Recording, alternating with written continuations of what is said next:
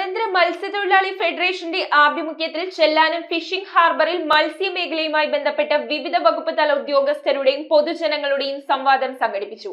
Kochi MLA KJ maxi ഹാർബറിലെത്തി ഹാർബറിന്റെ പ്രവർത്തനങ്ങൾ superintendent എഞ്ചിനീയറുടെ നേതൃത്വത്തിൽ വിലയിരുത്തി.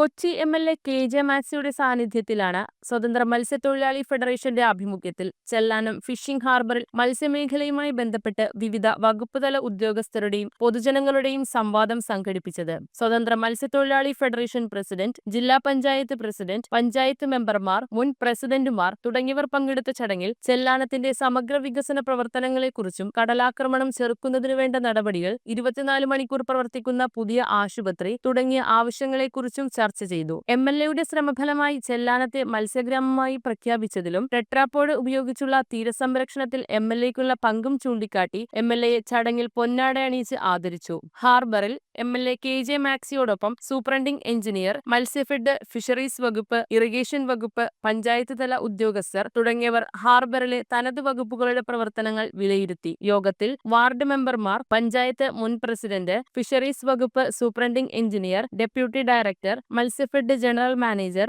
ഇറിഗേഷൻ വകുപ്പ് അസിസ്റ്റന്റ് എക്സിക്യൂട്ടീവ് എഞ്ചിനീയർ, സ്വതന്ത്ര മത്സ്യത്തൊഴിലാളി ഫെഡറേഷൻ അംഗങ്ങൾ എന്നിവർ ആശംസകൾ അർപ്പിച്ച് സംസാരിച്ചു. മറ്റൊരു ഉദാഹരണമാണ് കേരളത്തിലെങ്ങുമില്ലാത്ത വിധത്തില് ഒരു തീരത്തിന്റെ സ്വപ്നം പോലെ ടെട്രാപോഡ് പദ്ധതി കേരളത്തിൽ ആദ്യമായിട്ട് തീരത്ത് 7.5 കിലോമീറ്ററെങ്കിലും ചെയ്തു.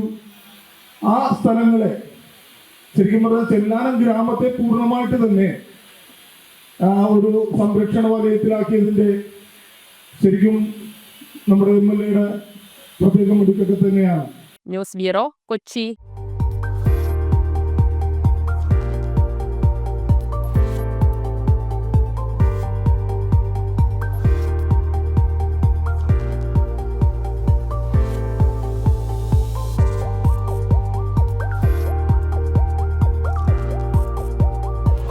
Study German at International Language Academy, ELA Cochin.